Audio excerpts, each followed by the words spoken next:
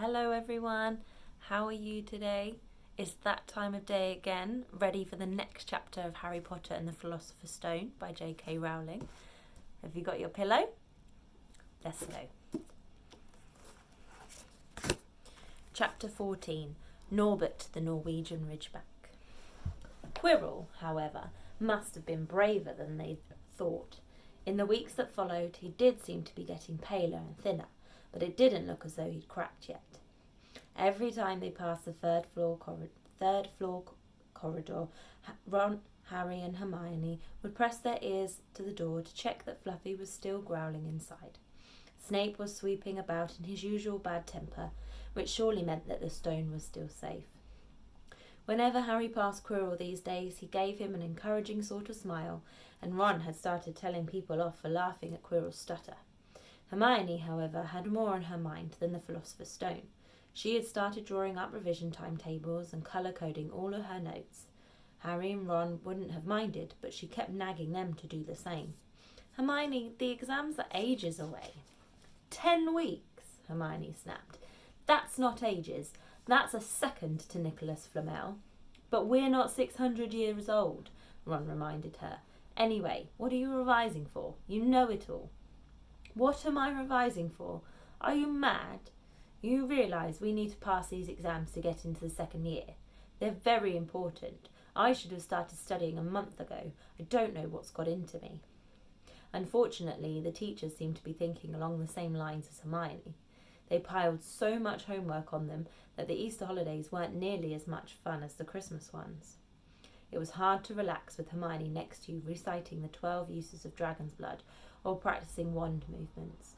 Moaning and yawning, Harry and Ron spent most of their free time in the library with her, trying to get through all their extra work. "I'll never remember this," Ron burst out one afternoon, throwing down his quill and looking longingly out of the library window. It was the first really fine day they'd had in months. The sky was a clear forget-me-not blue, and there was a feeling in the air of summer coming. Harry was looking up Dittany in 1000 Magical Herbs and Fungi. Didn't look up until he heard Ron say, "Hagrid, what are you doing in the library?" Hagrid shuffled into view, hiding something behind his back. He looked very out of place in his moleskin overcoat. "Just looking," he said in a shifty sort of voice that got their interest at once. "And what are you lot up to?" He looked suddenly suspicious. "You're not still looking for Nicholas Flamel, are you?" "Oh, we found him out ages ago," said Ron impressively, "and we know what the dog's guarding. It's the Philosopher's Shh!" Hagrid looked around quickly to see if anyone was listening. "Don't go shouting about it. What's the matter with you?" "There are a few things we wanted to ask you, as a matter of fact," said Harry. "About what's guarding the stone apart from Fluffy." "Shh!" said Hagrid again. "Listen, come and see me later. I'm not promising I'll tell you anything, mind, but don't go rabbiting about it in here. Students aren't supposed to know. They'll think I've told you." "See you later then," said Harry. Hagrid shuffled off. "What was he hiding behind his back?" said Hermione thoughtfully. "Do you think it had anything to do with the stone?" "I'm going to see what section he was in," said Ron, who'd had enough of working. He came back a minute later with a pile of books in his arms and slammed them down onto the table. "Dragons," he whispered. Hagrid was looking up stuff about dragons. "Look at these. Dragon species of Great Britain and Ireland, from egg to inferno, a dragon keeper's guide. Hagrid's always wanted a dragon. He told me so the first time I ever met him," said Harry. "But it's against our laws," said Ron. "Dragon breeding was outlawed by the Warlocks Convention in 1709, and everyone knows that. It's hard to stop muggles noticing us if we're keeping dragons in the back garden. Anyway, you can't tame dragons. It's dangerous. You should see the burns Charlie's got off wild ones in Romania." "But there aren't wild dragons in Britain," said Harry. "Of course there are," said Ron. "Common Welsh green and Hebridean blacks. The Ministry of Magic has a job hushing them up, I can tell you. Our lot have to keep putting spells on muggles who've spotted them to make them forget." "So what on earth is Hagrid up to?" said Hermione. When they knocked on the door of the gamekeeper's hut an hour later, they were surprised to see that all the curtains were closed. Hagrid called, "Who is it?" before he let them in, and then shut the door quickly behind them. It was stiflingly hot inside, even though it was such a warm day. There was a blazing fire in the grate. Hagrid made them tea and offered them stoat sandwiches, which they refused. "So, you wanted to ask me something?" "Yes," said Harry. There was no point beating about the bush. "We were wondering if you could tell us what's guarding the Philosopher's Stone apart from Fluffy." Hagrid frowned at him. "Of course I can't," he said. "Number 1, I don't know myself. Number 2, you know too much already, so I wouldn't tell you if I could. That stone's here for a good reason. It was almost stolen out of Gringotts. I suppose you've worked that out and all. Beats me how you even know about Fluffy." "Oh, come on, Hagrid. You might not want to tell us, but you do know. You know everything that goes on around here," said Hermione in a warm, flattering voice. Hagrid's beard twitched, and they could tell he was smiling. "We only wondered who had done the guarding, really," Hermione went on. "We wondered who Dumbledore had trusted enough to help him, apart from you." Hagrid's chest swelled at these last words. Harry and Ron beamed at Hermione. "Well, don't suppose it could hurt to tell you. Let's see. He borrowed Fluffy from me. Then some of the teachers did enchantments. Professor Sprout, Professor Flitwick, Professor McGonagall. He took them off his fingers. Professor Quirrell, and Dumbledore himself did some in a course. Hang on, I've forgotten someone. Oh yeah, Professor Snape." "Snape?" "Yeah, you're not still on about that, are you? Look, Snape helped protect the stone. He's not about to steal it." Harry knew Ron and Hermione were thinking the same as he was. If Snape had been in on protecting the stone, it must have been easy to find out how the other teachers had guarded it. He probably knew everything, except, it seemed, Quirrell's spell and how to get past Fluffy. "You're the only one who knows how to get past Fluffy, aren't you, Hagrid?" said Harry anxiously. "And you wouldn't tell anyone, would you? Not even one of the teachers?" "Not a soul knows except me and Dumbledore," said Hagrid proudly. "Well, that's something," Harry muttered to the others. "Hagrid, can we have a window open? I'm boiling." "Can't, Harry, sorry," said Hagrid. Harry noticed him glance at the fire. Harry looked at it too. "Hagrid, what's that?" But he already knew what it was. In the very heart of the fire, underneath the kettle, was a huge black egg. "Ah," said Hagrid, fiddling nervously with his beard. "That's, Where did you get it, Hagrid?" said Ron, crouching over the fire to get a closer look at the egg. "It must have cost you a fortune." "Won it," said Hagrid. "Last night. I was down in the village having a few drinks and got into a game of cards with a stranger. Think he was quite glad to get rid of it, to be honest." "But what are you going to do with it when it's hatched?" said Hermione. "Well, I've been doing some reading," said Hagrid, pulling out a large book from under his pillow. "Got this out of the library. Dragon breeding for pleasure and profit. It's a bit out of date, of course, but it's all in here. Keep the egg in the fire, 'cause their mothers breathe on them, see? And when it hatches, feed it on a bucket of brandy mixed with chicken blood every half hour. And see here, how to recognise different eggs. What I got there is a Norwegian ridgeback. They're rare, them." He looked very pleased with himself, but Hermione didn't. "Hagrid, you live in a wooden house," she said. But Hagrid wasn't listening. He was humming merrily as he stoked the fire. So now they had something else to worry about. What might happen to Hagrid if anyone found out he was hiding an illegal dragon in his hut? "Wonder what it's like to have a peaceful life," Ron sighed, as evening after evening they struggled through all the extra homework they were getting.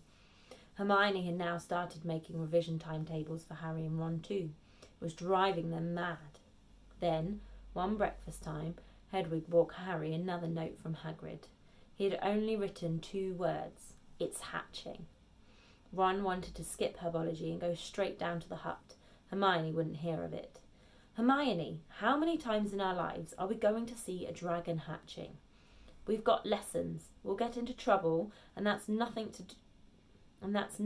what Hagrid's going to be in when someone finds out what he's doing." "Shut up," Harry whispered. Malfoy was only a few feet away, and he'd stopped dead to listen. How much had he heard? Harry didn't like the look on Malfoy's face at all. Ron and Hermione argued all the way to herbology, and in the end Hermione agreed to run down to Hagrid's with the other two during morning break. When the bell sounded from the castle at the end of their lesson, the three of them dropped their trowels at once and hurried through the grounds to the edge of the forest. Hagrid greeted them looking flushed and excited. "It's nearly out," he ushered them inside. The egg was lying on the table. There were deep cracks in it. Something was moving inside. A funny clicking noise was coming from it. They all drew their chairs up to the table and watched with bated breath. All at once there was a scraping noise, and the egg split open. The baby dragon flopped onto the table. It wasn't exactly pretty. Harry thought it looked like a crumpled black umbrella. Its spiny wings were huge compared to its skinny jet body, and it had a long snout with wide nostrils, stubs for horns, and bulging orange eyes. It sneezed. A couple of sparks flew out of its snout. "Isn't he beautiful?" Hagrid murmured. He reached out a hand to stroke the dragon's head. It snapped at his fingers, showing pointed fangs. "Bless him. Look, he knows his mummy," said Hagrid. "Hagrid," said Hermione, "how fast do Norwegian ridgebacks grow exactly?" Hagrid was about to answer when the colour suddenly drained from his face. He leapt to his feet and ran to the window. "What's the matter?" "Someone was looking through the gap in the curtains. It's a kid. He's running back up to school." Harry bolted to the door and looked out.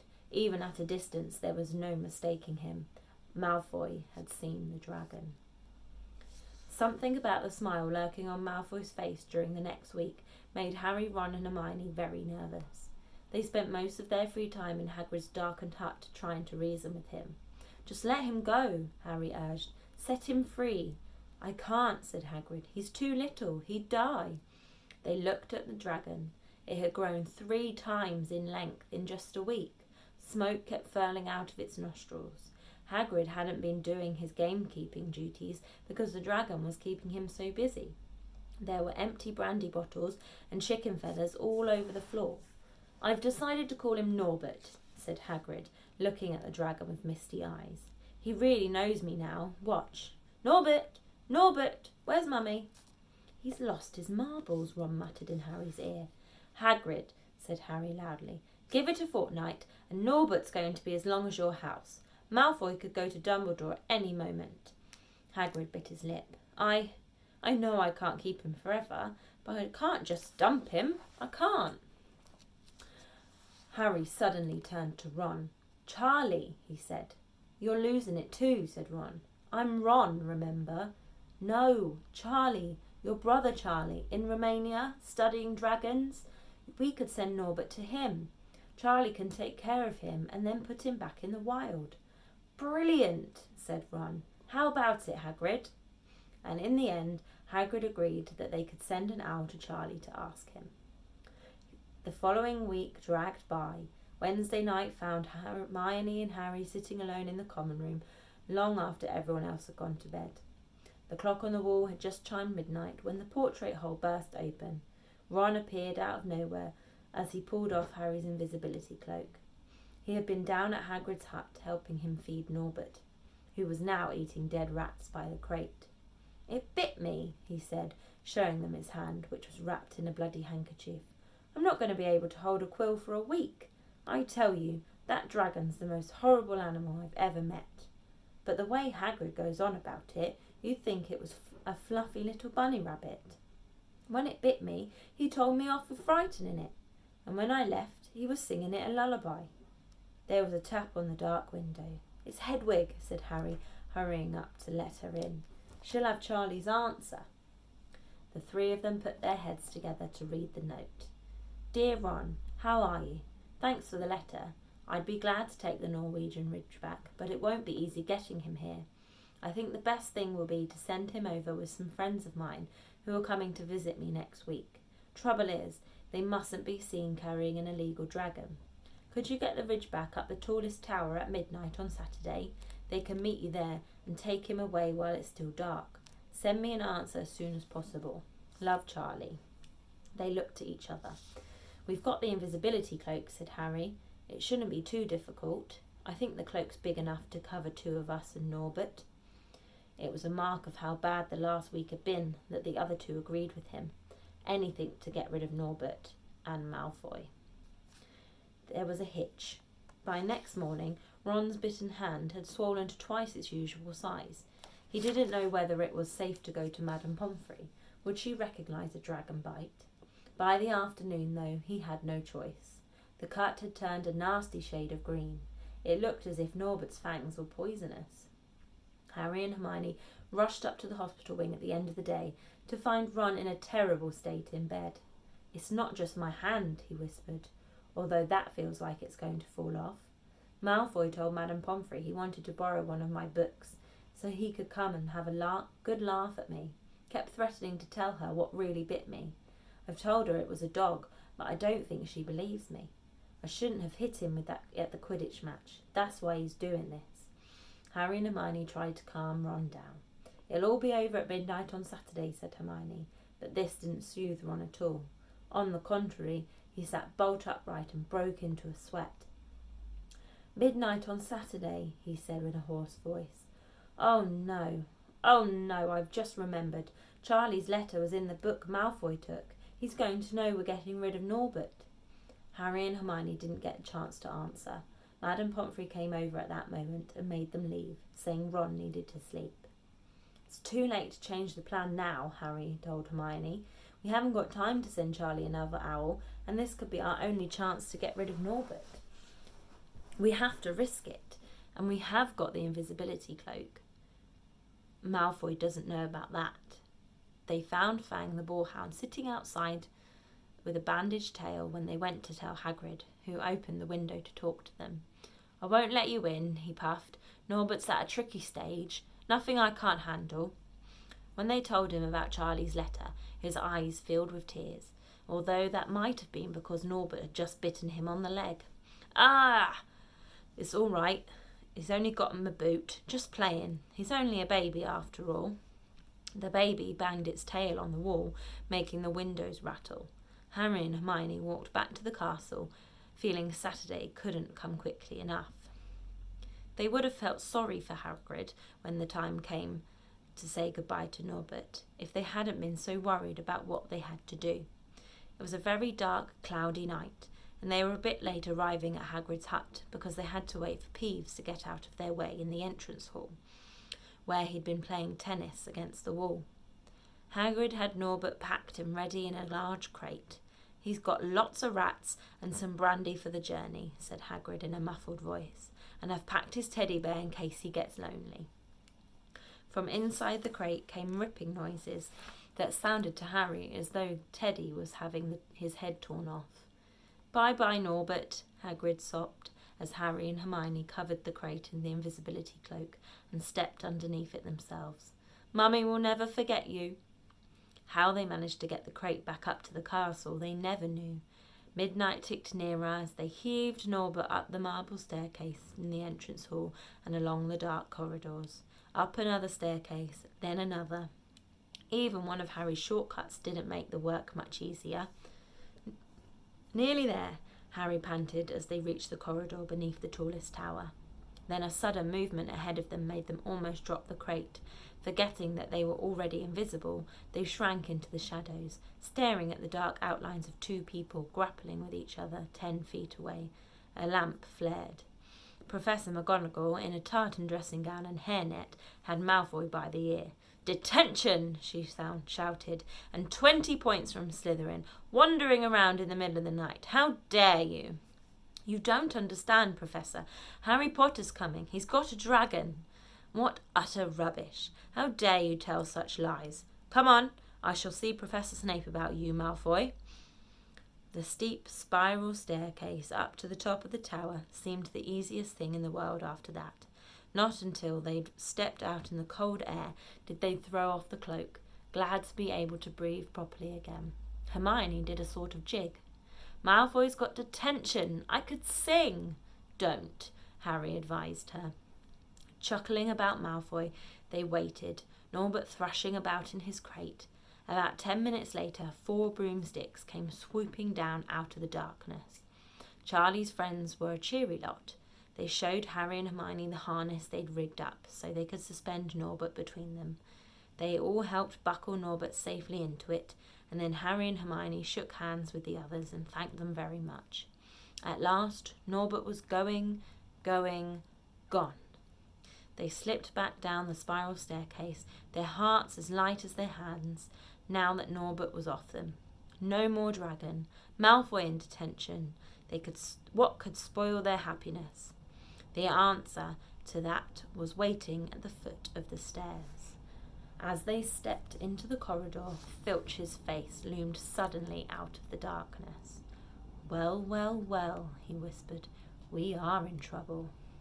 They had left the invisibility cloak on the top of the tower.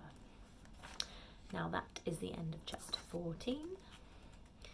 So I hope you have been having a good day today. You've been outside doing some exercise.